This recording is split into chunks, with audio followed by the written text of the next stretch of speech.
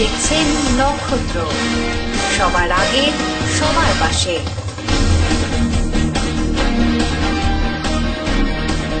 ফিরে এলাম বিরতির পর।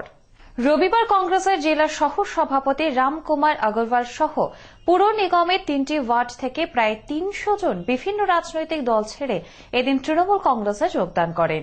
যোগদানকারীদের হাতে দলীয় পতাকা তুলে দেন মন্ত্রী তথা তৃণমূল কংগ্রেসের জেলার সভাপতি গৌতম দেব। শিলিগুড়ির 38 নম্বর ওয়ার্ড থেকে বেশ কিছু সদস্য কংগ্রেস ছেড়ে তৃণমূল কংগ্রেসে যোগদান করে।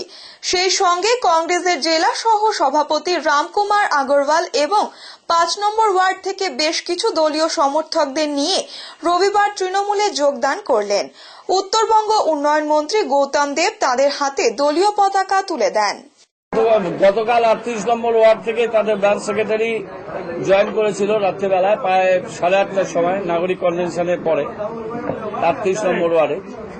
আর আজকে এখানে যারা জয়েন করেছেন তাদের মধ্যে কংগ্রেসের জেলার সহসভাপতি রামকুমার আগরওয়াল, প্রাক্তন কাউন্সিলর এবং deputy leader of opposition, Siliguri municipal corporation, কয়েকবার পুর নিগমে জিতেছে ও এবং প্রদীপ গোয়েল রামকুমারীর ছেলে ও ছাত্র পরিষদের জেলা সভাপতি, পরবর্তীকালে বিজেপিতে ছিল কিছুদিনের জন্য, কিন্তু কংগ্রেস গহনার ছেলে, ছাত্র রাজনীতি করা ছেলে বিজেপি করতে পারে না, আমাদের সাথে এসছে। আমরা ছাত্র রাজনীতি থেকে উঠে আসা, আমরা একসাথে কাজ করব।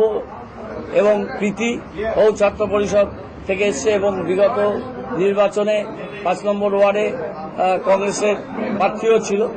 ডাইনামিক মেয়ে, স্কুল টিচার, চাকরি করছে স্কুলে 5 নম্বর ওয়ার্ডে, এবং তাদের সাথে কয়েকশো কর্মী সমর্থক যোগদান করেছেন। এরা সবাই খুব ইম্পর্টেন্ট নিজের নিজের জায়গায়।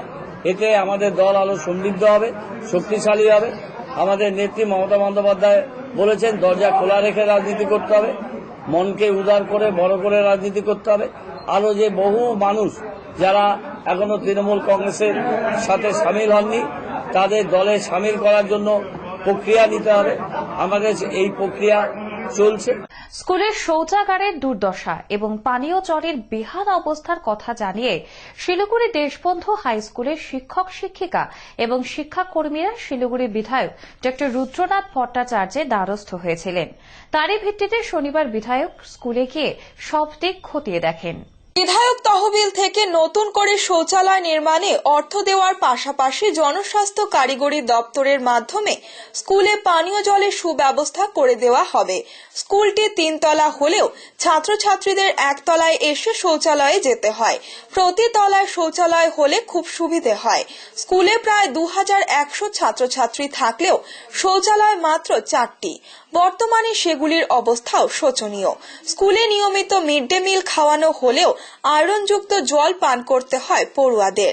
প্রায় 40 বছরের পুরনো শিলিগুড়ি দেশবন্ধু হিন্দি হাই স্কুলের শৌচালয় উন্নত করার জন্য সর্বশিক্ষা মিশন থেকে বছর কয়েক আগে কিছু অর্থ বরাদ্দ হলেও তা পর্যাপ্ত না হওয়ায় কাজ সম্পূর্ণ করে উঠতে পারেনি স্কুল কর্তৃপক্ষ। বর্তমান অবস্থা, স্কুলটা 1975 শুরু হয়, যেটুকু জানলাম স্কুলে কর্তৃপক্ষের সাথে কথা বলে। তখন 50 থেকে 60 জন ছাত্ররা ছিলেন। বর্তমানে স্ট্রেংথ 2100কে ছাড়িয়ে গেছে। জায়গা তো সংকোচন আছে ঠিকই, কিন্তু সমস্যাটা হচ্ছে এখানে হচ্ছে টয়লেট ব্লক আর পানীয় জল। পানীয় জলে আয়রন প্রচণ্ড বেশি দেখলাম, আর যদিও তারা পাম্প লাগিয়ে তুলছে জল।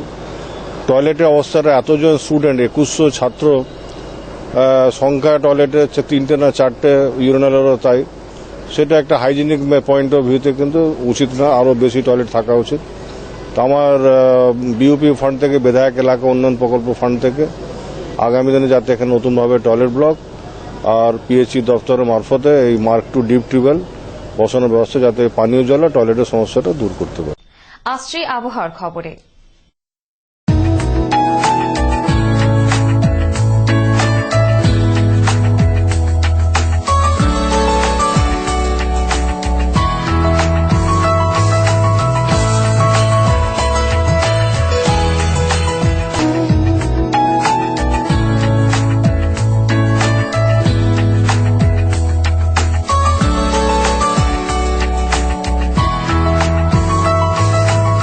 নক্ষত্র নিউজ এখনকার মতো এই পর্যন্তই। পরবর্তীতে আসবো আরো অন্যান্য গুরুত্বপূর্ণ খবরের সঙ্গে থাকুন, দেখতে থাকুন নক্ষত্র নিউজ।